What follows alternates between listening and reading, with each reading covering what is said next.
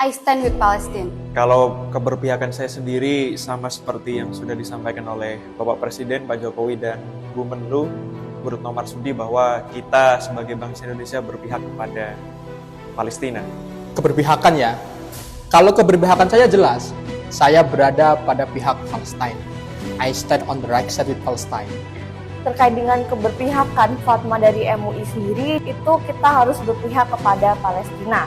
Sebagai seorang manusia yang ingin memanusiakan manusia, sudah sepatutnya kita itu berpihak kepada Palestina. Kalau alasan, ya tentu banyak ya yang bisa jadikan kita sebagai dasar mengapa kita berada pada pihak Palestina. Tapi setidaknya kalau saya rangkum ada 3. Yang pertama karena memang undang-undang dasar kita atau konstitusi kita telah memberikan amanah kepada kita semua bahwa penjajahan di atas dunia itu harus dihapuskan. Karena itu tidak sesuai dengan peri kemanusiaan dan peri keadilan. Dan kita sebagai sebuah bangsa juga telah berkomitmen untuk ikut serta dalam perdamaian dunia.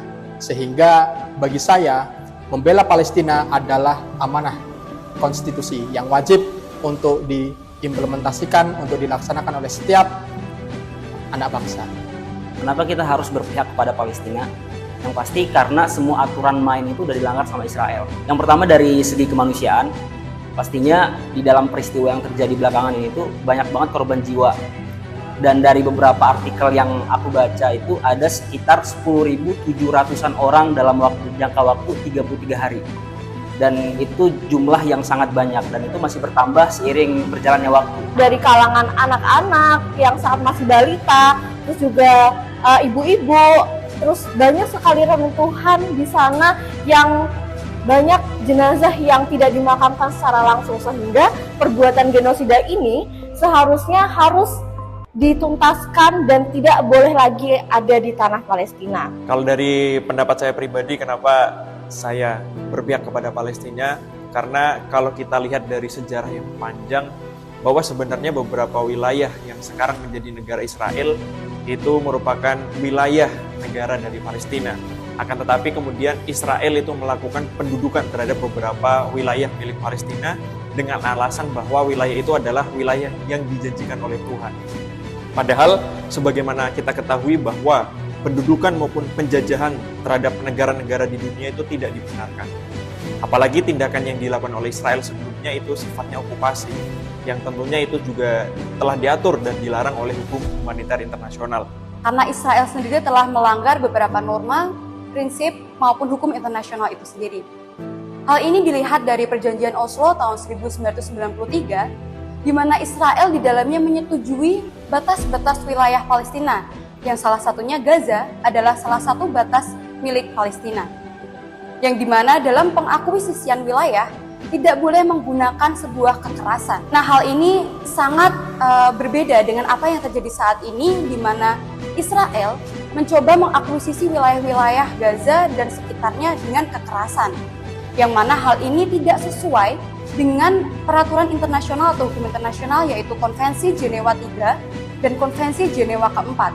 Di mana dalam Konvensi Jenewa ketiga ini sendiri, Israel telah menyetujui bahwasanya dalam dunia militer maupun adanya suatu perang, tawanan perang berupa anak, warga sipil, dan juga bahkan tentara-tentara militer itu sendiri tidak boleh diserang ketika dalam suatu keadaan yang memang tidak bisa diserang.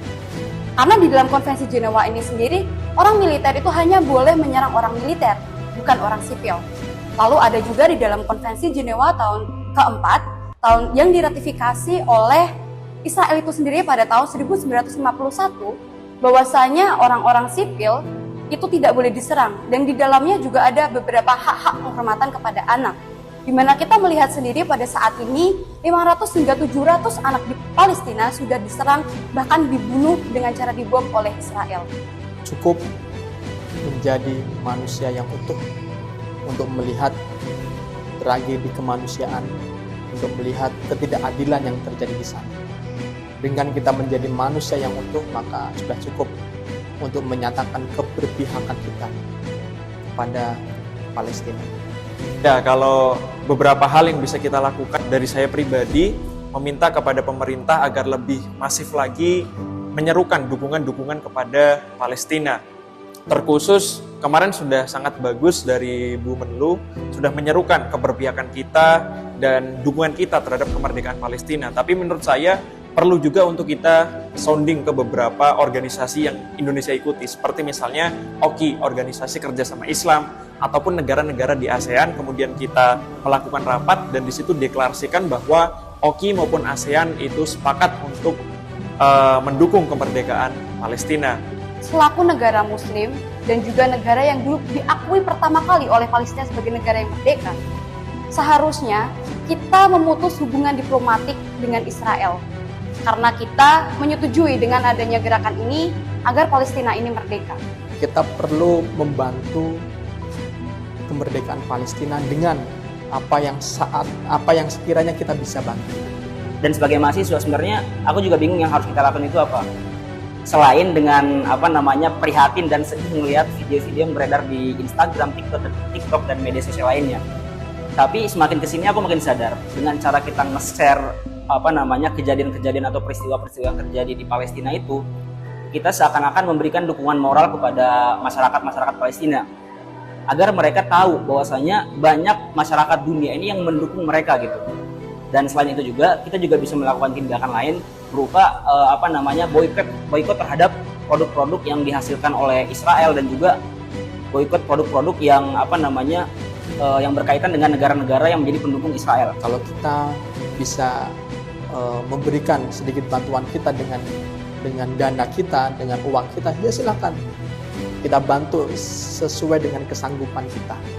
Dan jangan lupa kita harus berdoa kepada orang-orang yang di Palestina dan korban jiwa di Palestina.